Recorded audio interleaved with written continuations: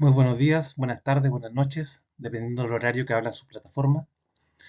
Le damos la bienvenida al módulo 3, factores de riesgo ergonómico, donde vamos a verificar y a revisar los siguientes ítems. Vamos a revisar las principales lesiones musculoesqueléticas relacionadas al trabajo, principalmente trabajos de oficina.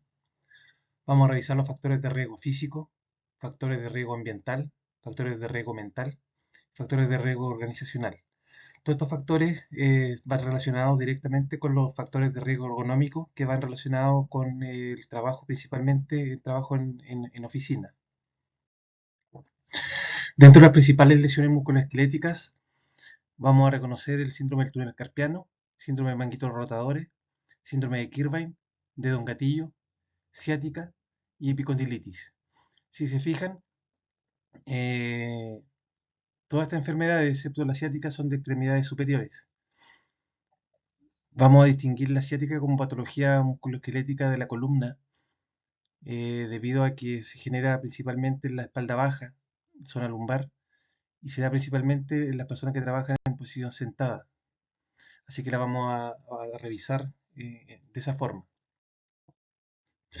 Dentro de los factores de riesgo para las lesiones musculoesqueléticas, lo hemos mencionado en las cápsulas anteriores y lo vamos a volver a repetir, están los movimientos repetitivos, los sobreesfuerzos, posiciones forzadas y traumatismo.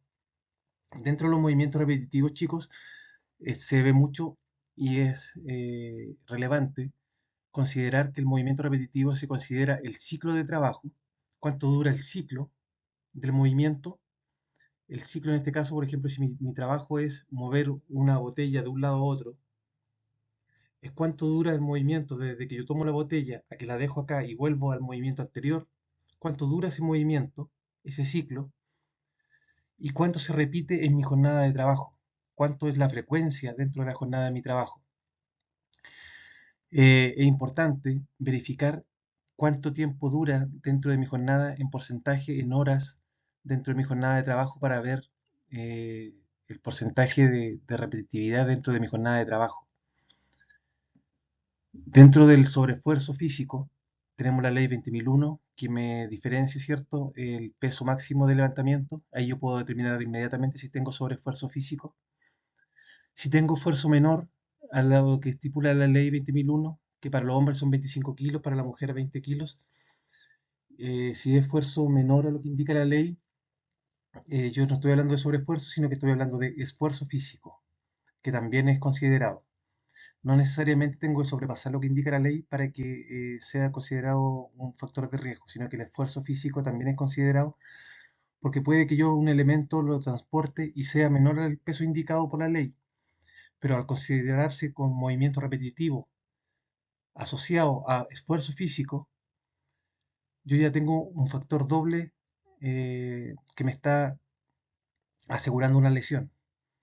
Entonces, no siempre el sobreesfuerzo se va a ver visualizado en lo que indica la ley, sino que el sobreesfuerzo también va visualizado en lo que indica el esfuerzo físico, no solamente sobreesfuerzo físico. La posición forzada, recordemos que se da en las extremidades superiores, o sea, perdón, la posición forzada se da en las extremidades, principalmente en oficina se da en extremidades superiores e inferiores, por las piernas también. Y los microtraumatismos o traumatismos se dan por vibraciones en el lugar de trabajo, vibraciones. En este caso, como el lugar de oficina, el lugar de trabajo de ustedes, no deberían haber microtraumatismos, no deberían haber vibraciones. Nos vamos a quedar con los tres factores de riesgo que sí van a tener, que son movimientos repetitivos, esfuerzo físico y posiciones forzadas. Con respecto a la movilización de materiales, posición forzada, chicos, se refiere principalmente también a la posición en la cual yo acomodo mi elemento. Por ejemplo, tengo la pantalla de visualización de datos, donde tengo mi teclado, estoy escribiendo ahí, y tengo que alcanzar también mi teléfono. Entonces, ¿qué tan lejos tengo mi teléfono? ¿Tengo que inclinar mi espalda para poder tomar mi teléfono? ¿Tengo que inclinar mi espalda para poder alcanzar mis documentos? ¿Tengo que inclinar mi espalda para poder alcanzar a leer el documento que estoy tipeando? Entonces, ese tipo de posiciones forzadas para la columna son importantes. ¿Qué tanto contesto mi teléfono? qué tanta frecuencia tengo de contestar mi teléfono y flectar mi columna. Entonces, esas posiciones forzadas yo las puedo mejorar reparando la cercanía de los elementos que yo más ocupo. En este caso, si yo estoy corcheteando todo el día un documento, tengo que tener a mano mi corchetera. Mi corchetera debe quedar al alcance de mi brazo. Para eso, yo puedo tomar una tiza, ¿cierto? Marcar mis dedos y marcar todo el alcance de mi brazo y todo lo que yo más, los elementos que yo más ocupe, los puedo dejar dentro del alcance de ese rango, el rango de alcance de mi brazo. Donde está el teléfono, donde está la corchetera, donde está el perforador, no sé qué otros elementos más ocuparán en forma diaria, pero lo ideal es que se vaya trabajando los elementos que más ocupan dentro del rango de alcance, cosa que eviten el echarse para adelante o eviten inclinarse la columna hacia adelante para alcanzar un elemento. Y el movimiento repetitivo va asociado al ciclo, cuánto dura ese ciclo. En el caso del tipeo, el movimiento repetitivo va asociado a los dedos, a los flectores de los dedos. En el caso, si yo tipeo de esta forma, el movimiento repetitivo asociado a las muñecas y la posición forzada, fíjense, la posición forzada va hacia los dedos, porque yo estoy teniendo una posición forzada en este punto, pero los movimientos repetitivos en las muñecas. Si yo tipeo de esta forma, el movimiento repetitivo es en los flexores de los dedos. Y la posición forzada en este caso se da a nivel de hombros, porque yo los tengo a nivel posición alta. Entonces siempre tienen que aprender a verificar la posición forzada versus el movimiento repetitivo, que no son lo mismo. Hay una diferencia entre el ciclo de trabajo, el movimiento repetitivo se ve el ciclo de trabajo, cuánto dura el ciclo, y la frecuencia de ese ciclo dentro de la jornada de trabajo. Así que ojo ahí entre la diferencia entre el movimiento repetitivo y la posición forzada. Eh, Cuando uno evalúa un puesto de trabajo, por lo general siempre se fija en la diferencia entre movimiento repetitivo y posición forzada. Y ahí el sobreesfuerzo o el esfuerzo físico se determina en base a los movimientos, a los elementos que yo estoy trasladando o manipulando, pesos de archivadores que yo tomo desde arriba. En este caso, si yo mi trabajo es manipular muchos archivadores, yo voy a tener un movimiento repetitivo de hombro y de codo, ¿cierto? Y una posición forzada a lo mejor de la mano, donde yo tengo constantemente tomados los archivadores, ¿ya? Entonces siempre ahí tengo que considerar las extremidades superiores, cómo están, si el archivador, el peso del archivador es considerable, cuánto pesa ese archivador, lo estoy moviendo sobre los 90 grados del brazo para ver la posición forzada del hombro, movimiento repetitivo del hombro hacia arriba, hacia abajo, en flexión, en extensión, en aducción o en abducción del hombro. Entonces, ese tipo de movimiento repetitivo o sobre posición forzada se deben establecer en todas las extremidades del cuerpo en el caso de posición forzada, extremidades superiores e inferiores. Para el caso de trabajo en oficina, yo evalúo harto lo que es extremidades superiores e inferiores en las piernas, sobre todo en la posición de la columna y de las piernas a nivel de la silla, para que la silla no quede presionando el hueco popliteo. La silla no debería quedar presionando la rodilla, porque si no me va a presionar el nervio ciático. Y no sé si les ha pasado, pero muchas veces que se sientan y están mucho rato sentados en esa posición, se les duerme la pierna. Eso es porque se están presionando el nervio ciático que pasa, que recorre, lo vamos a revisar, que recorre desde la cintura, de la espalda baja, ¿cierto? De la zona lumbar hasta los pies. Y ese nervio ciático pasa por el hueco popliteo y cuando yo me siento y, y mi hueco popliteo se aplasta o se presiona sobre la silla, se tiende a dormir la pierna. Entonces, esa posición forzada, esa posición mantenida, también es evaluable dentro de una evaluación de puestos de trabajo para determinar daño o para diseñar puestos de trabajo. Vamos a partir con el síndrome del túnel carpiano. El síndrome del túnel carpiano, chicos, es el túnel carpiano, es un túnel que pasa al interior de la mano, que es un túnel de huesos que pasa al interior de la mano, donde pasan los tendones flexores de los dedos, donde pasan los 4 flexores de los dedos. Y por entre medio de estos flexores de los dedos pasa un nervio, que es el nervio mediano, donde este nervio mediano pasa por entre medio de estos flexores. Entonces, si se llega a inflamar uno de estos flexores, o a irritar uno de estos flexores, me van a presionar el nervio mediano. Se inflaman los flexores y van a presionar el nervio mediano. ¿Qué pasa cuando se inflama un tendón y presiona un nervio? Lo que pasa es que se va a sentir una sensación de hormigueo. Es como cuando se empiezan o se sientan pierna encima y empiezan a sentir como un hormigueo en la pierna, o cuando se sientan con el brazo firmado en la silla y el brazo se les duerme. Esa sensación de hormigueo se genera en la mano. Se genera principalmente desde el dedo pulgar hasta el dedo anular, porque el dedo meñique trae su propio nervio, por aquí, por el ladito. Entonces, la sensación penosa, la sensación de hormigueo, se da principalmente desde este dedo hacia el dedo pulgar, ¿ya? Como se puede ver en la imagen.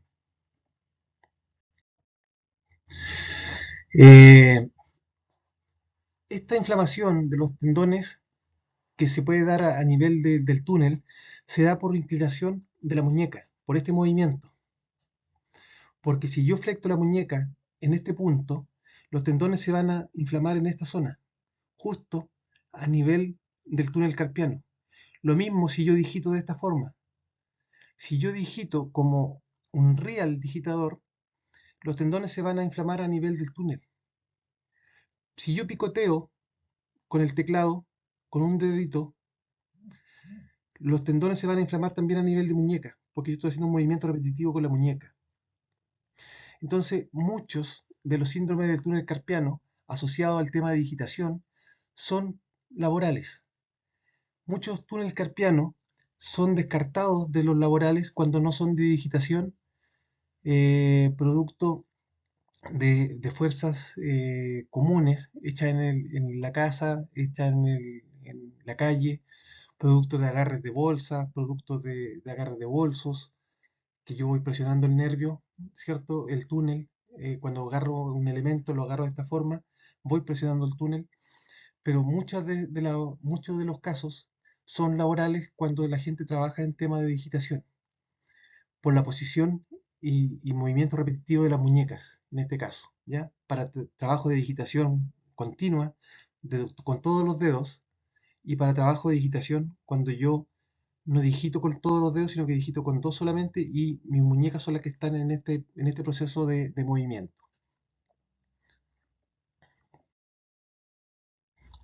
Síndrome de manguito rotador, lo han escuchado bastante, tiene varios nombres: manguito de rotador, hombro doloroso, tendinitis de hombro, tendinitis de rotadores. Pero finalmente el rotador se compone de cuatro tendones del manguito rotador, que son el supraespinoso, el infraespinoso, el redondo menor, el subescapular, que cada uno tiene su función. Eh, y cuando nosotros trabajamos con el supraespinoso, trabaja, por ejemplo, sobre los 90 grados. Se me pasó la diapositiva, pero el manguito rotador, chicos, cada tendón tiene su función. Entonces el manguito rotador se daña a nivel de hombro cuando yo tengo posición forzada, movimiento repetitivo, esfuerzo físico o microtraumatismo de la zona del hombro. Entonces muchas veces cuando yo trabajo en oficina, mantengo el hombro en posición levantada, ¿cierto? En posición forzada, mantenida, porque no uso los apoyabrazos de la silla. Los apoyabrazos deberían ser regulables para que yo mantenga el codo apoyado y descargue la fuerza del hombro sobre el apoyabrazo de la silla. Ahí donde el manguito rotador se empieza a dañar. Cuando yo tengo el brazo en el aire. Cuando yo trabajo sobre los 90 grados con el archivador, acomodando materiales. Cuando yo trabajo de esta forma, se daña el subescapular. Cuando yo tengo que hacer una fuerza hacia atrás. Cuando no utilizo la rotación de la silla. Eh, Se dañan los distintos tendones. Va a depender, ¿cierto?, qué tendón utilice. Si estoy, por ejemplo, si se daña el supraespinoso, yo debería estar trabajando sobre los 90 grados. Sobre el eje de los 90 grados, sobre el eje del cuerpo, del brazo con respecto al cuerpo. Si se daña el subescapular es porque estoy trabajando, ¿cierto?, en un trabajo de abducción del brazo. Si se daña el redondo menor es porque estoy trabajando en un eje bajo los 90 grados, o Y así cada tendón va teniendo su función. Entonces es importante reconocer qué movimientos están teniendo para poder diagnosticar, ¿cierto?, si su enfermedad es laboral o no, o si van a tener un riesgo de patología de hombro. Con respecto al dedo en gatillo, se da mucho que el tendón se inflama a nivel de los flectores y ese tendón cuando se inflama queda la vaina del tendón atrapada. Y esa vaina del tendón me queda atrapada y queda el tendón, o sea, el dedo de esta forma. Pasa mucho en la parte de digitación, cuando uno digita eh, todos los dedos. Cuando uno digita con todos los dedos, y también pasa cuando yo digito con dos dedos en posición forzada mantenida. Entonces yo estoy todo el día con esta posición, tipeando, y finalmente el tendón se termina de inflamar en esta zona, y la vaina se atrapa en el tendón, como se aprecia en la imagen, ¿cierto? Se atrapa en esta zona y no deja pasar la vaina. Y ahí queda el dedo atrapado. Se empieza a notar como que el dedo funciona como robot, queda como un dedito robótico. Y ese dedito robótico se llama dedo en gatillo. La ciática, lo mencioné al principio, es un nervio que nace en la zona lumbar y se despliega por toda la pierna. Y este nervio ciático, por lo general, cuando yo me lo daño a nivel lumbar, se puede dañar, se puede presionar por por una patología distinta. Puede ser, por ejemplo, por una hernia discal, una hernia del núcleo pulposo, no sé, una hernia cualquiera que se puede estar presionando el nervio ciático, o una irritación muscular, pueden estar presionando ese nervio, y recordar que cuando uno se presiona un nervio, lo primero que tiende a ocurrir en el cuerpo es el adormecimiento o la sensación penosa, ¿cierto?, de la zona.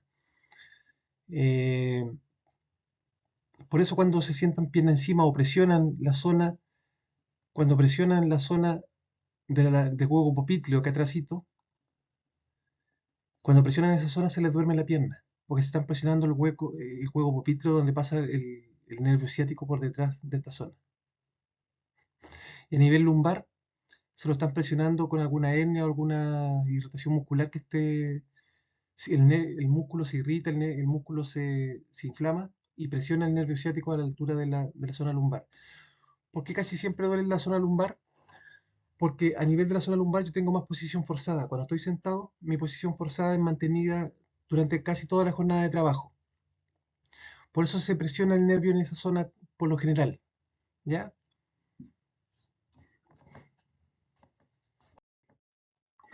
La epicondilitis, recordar solamente los factores de riesgo, que son sobreesfuerzo, posición forzada, microtraumatismo y sobreesfuerzo físico. Cualquiera de estos cuatro factores que afecte los tendones del codo o cualquier otro tendón de las extremidades superiores, ¿cierto?, van a traer una patología musculoesquelética. En este caso, si me dañan el tendón del codo, si me dañan los flectores del codo, se van a llamar epitrocleitis. Si me dañan los rotadores del codo, se van a llamar epicondilitis. Pero siempre va asociado, acuérdense, posición forzada, movimiento repetitivo, principalmente para trabajo en oficina.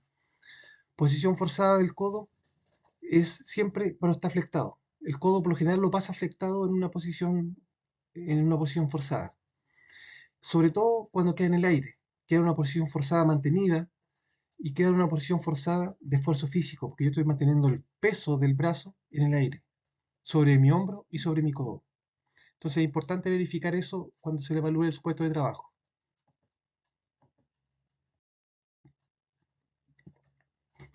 La patología a nivel de la columna vertebral, vamos a distinguir solo dos movimientos de la columna.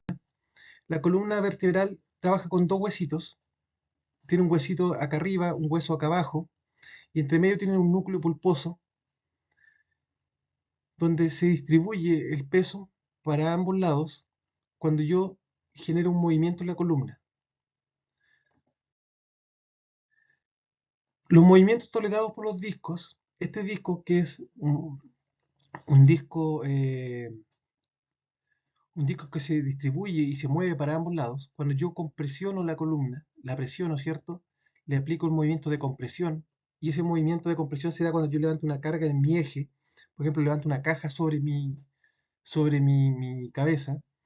Cuando levanto esa caja se da el movimiento de compresión y mi columna sí tolera el movimiento de compresión. Está hecho para eso. Mi columna está hecha para tolerar el movimiento de compresión y amortiguar esa fuerza que yo estoy ejerciendo sobre mi cabeza. El movimiento de flexión también lo tolera. Y ese movimiento de flexión se da cuando yo me agacho, flexiono mi columna para poder tomar, por ejemplo, un objeto. Cuando yo flexiono mi columna, se da ese movimiento de flexión y la columna, el disco se acumula hacia uno de los costados, ¿cierto? En este caso se está inclinando hacia el lado derecho, la persona se inclina hacia el lado derecho y el disco se acumula hacia el lado izquierdo. Y por aquí pasa la columna vertebral con todos los nervios, ¿cierto? Y digamos que esta sea la zona lumbar, pasa el nervio ciático y aquí pasa el disco rozando el nervio ciático. Entonces pasa que uno suelta la carga, eh, suelta lo que está levantando porque aquí está juntando compresión más flexión.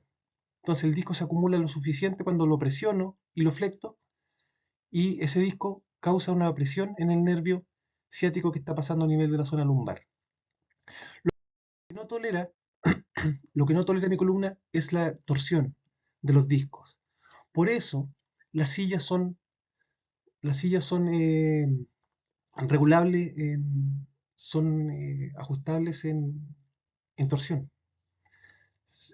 Son regulables en cuanto a la torsión de la silla, para que yo no gire la columna, sino que gire mi silla. Son, tienen un giro completo en 180 grados, en 360, perdón, 360 grados. Cosa que cuando gire mi entorno, gire la silla y no gire mi columna. Porque en el momento de yo tratar de torsionar un disco, se va a generar un daño en mi columna. Los discos no giran, las vértebras no giran, no torsionan. Lo que gira es mi cintura.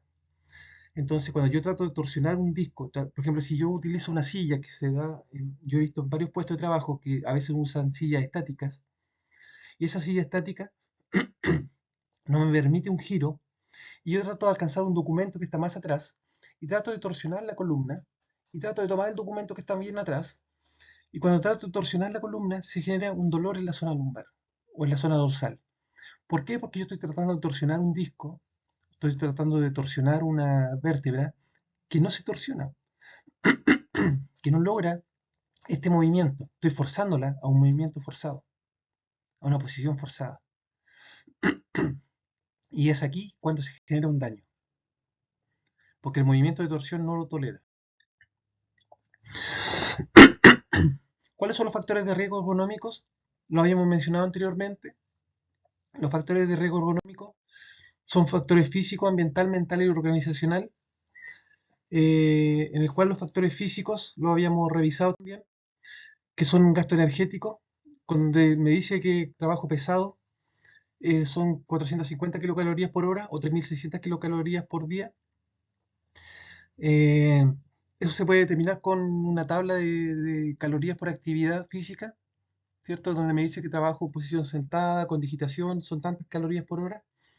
Se puede determinar con una tabla de actividad física. El movimiento repetitivo, que son los ciclos de trabajo, y acuérdense que los ciclos de trabajo son la duración del movimiento. En este caso, si yo quiero determinar movimiento repetitivo para los dedos o para la muñeca, en el caso de la digitación de este tipo, el ciclo va a ser cuánto dura la muñeca en este movimiento. Eso es un ciclo. ¿Cuánto dura la muñeca en el movimiento hacia arriba y hacia abajo? En este caso, por ejemplo, podríamos decir que el movimiento dura un segundo. El ciclo dura un segundo. ¿Cuánto tiempo repito ese segundo, ese ciclo, en mi jornada de trabajo? Aquí descuento los tiempos de descanso, los tiempos de colación, los tiempos de ir al baño, los tiempos de pausa. Y diré, no sé, repito este movimiento durante 5 horas de mi jornada de trabajo, que es considerable, muy considerable. O el 50% de mi jornada yo estoy haciendo este movimiento, que es 4 horas. También es considerable. Eso es frecuencia dentro de mi jornada de trabajo. Entonces, el ciclo para mi muñeca es relativamente corto. Es un movimiento repetitivo muy cortísimo, de un segundo. Se considera movimiento repetitivo hasta ciclos de 2 minutos.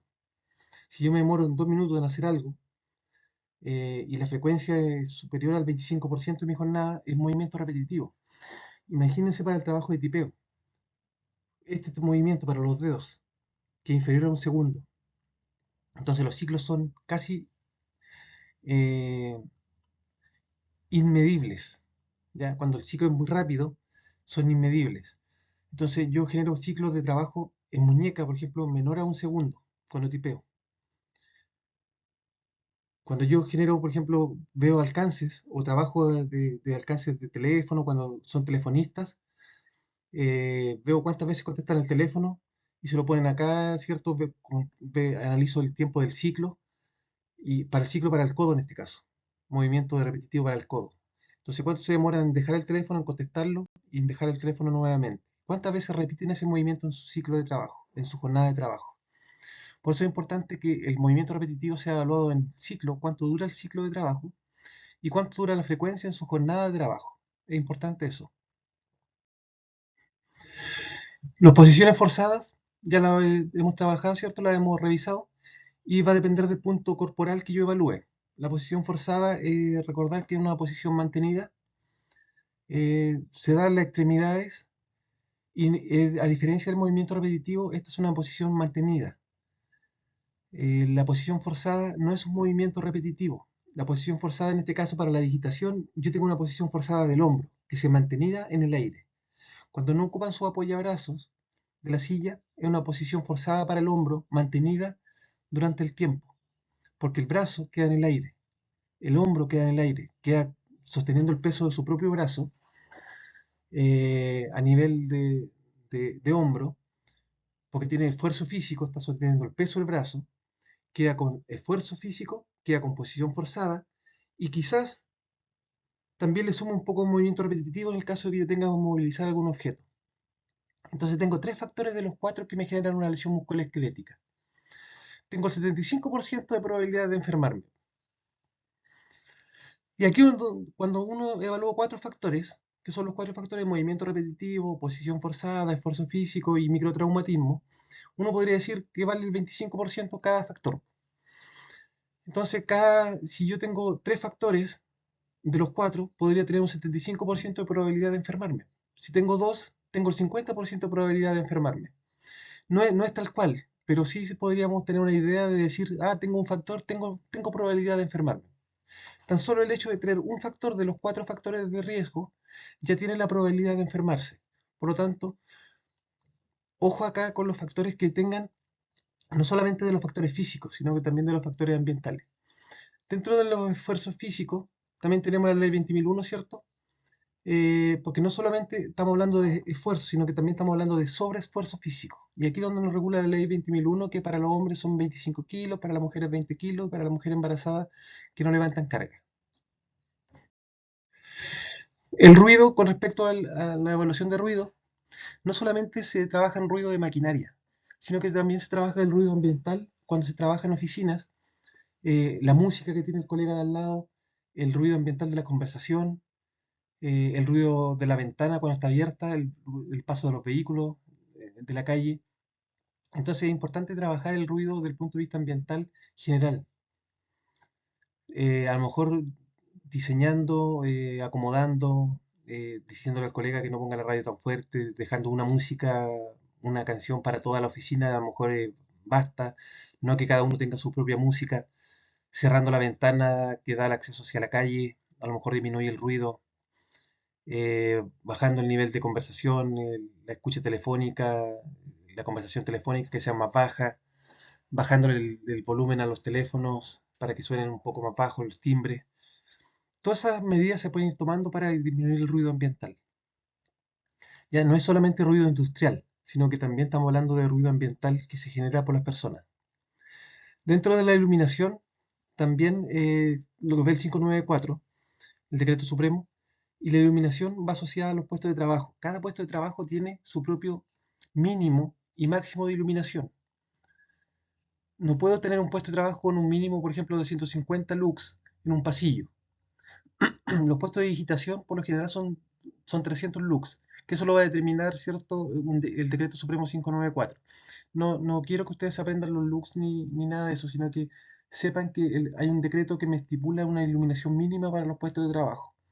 Y eso está determinado en el 594 del año 99. Y esa evaluación la hace su prevencionista, su comité paritario o su organismo administrador. La carga térmica, frío o calor, frío o calor digo, también va asociada al 594. Muchas veces se disponen de equipos de sistema de temperatura, sea para calentar o enfriar el aire, que muchas veces no se ponen de acuerdo dentro del lugar de trabajo a qué temperatura ponerlos. Y cada uno lo pone a la temperatura que cada uno quiere. Entonces van subiendo, bajando la temperatura a cada rato. Lo ideal es que se mantenga una temperatura entre 20 a 23 grados Celsius, que es una temperatura ambiental óptima. Entre 19 a 24 grados, no más que eso ni menos que eso. Lo importante es mantener, ¿cierto?, una temperatura acorde y generalizada. No que cada uno tenga su propia temperatura, porque si no, no se van a poner de acuerdo nunca en qué temperatura ambiental es la que debe quedar. Entonces aquí es donde tiene que entrar en consideración la aceptación general. ¿Ya? ¿Qué temperatura dejamos? Dentro de las vibraciones tenemos también que es evaluada por el 594 y las vibraciones son microtraumatismos que va dejando, ¿cierto?, un elemento o una zona del cuerpo que está expuesta a vibraciones. Para el caso de los conductores se da mucho las vibraciones a nivel de extremidades superiores. La gente que usa herramientas neumáticas también, que no creo que sea el caso de ustedes, pero sí se da en herramientas neumáticas en la parte industrial. Las radiaciones ionizantes que no tienen en el área de ustedes, pero se da en la parte de medicina. Los agentes químicos, si trabajan con agentes químicos, desinfectantes, el cloro también se usa mucho, también se da en el 594. El cloro es un irritante de la vía respiratoria. Eh, entonces también se ve como factor ambiental. Hay gente que pasa desinfectando con cloro. Va a depender del porcentaje de cloro que utilicen para que les dañe. Cualquier sustancia es tóxica. Todas las sustancias que existen son tóxicas. La toxicidad va a depender de la concentración del elemento. Pero prácticamente son tóxicas. ¿Ya? Y también están asociadas al decreto supremo 594. Dentro de los factores psicológicos, teníamos carga mental, que es cuánto va asociada a la responsabilidad laboral, qué tanta responsabilidad tengo yo en mi trabajo, cuál es la responsabilidad que tengo en cuanto a la carga mental de trabajo asociado a mi labor. Y la carga organizacional se puede dar algún factor que esté siendo alterado. Por ejemplo, hay un psicólogo organizacional que hizo un estudio o hizo una evaluación y salió alterado el factor organizacional de, no sé, voy a poner un ejemplo, el reconocimiento. Entonces hay que trabajar el reconocimiento. Aquí en mi empresa no me reconocen lo bueno, solo me cargan lo malo. Y ahí es donde tienen que trabajar, ¿cierto?, la carga organizacional con respecto al reconocimiento. Pero eso va a depender del estudio o factores organizacionales que se hayan evaluado previamente. La carga mental es distinta a la carga organizacional. La carga mental va asociada a responsabilidad laboral y la carga organizacional va asociada a algún estudio, algún parámetro alterado que haya salido con respecto a un factor organizacional. Eso es el módulo 3. Vamos a revisar en el módulo 4, que es el que sigue a continuación. Vamos a revisar el autocuidado y vamos a hacer una pequeña pausa activa, como el nombre lo está diciendo. Vamos a aprender a hacer un par de ejercicios para poder cuidarnos dentro de lo que es su labor de oficina. Así que los dejo invitados para que revisen la cápsula módulo número 4 de autocuidado y les doy las gracias por la atención puesta en el módulo número 3. Muchas gracias.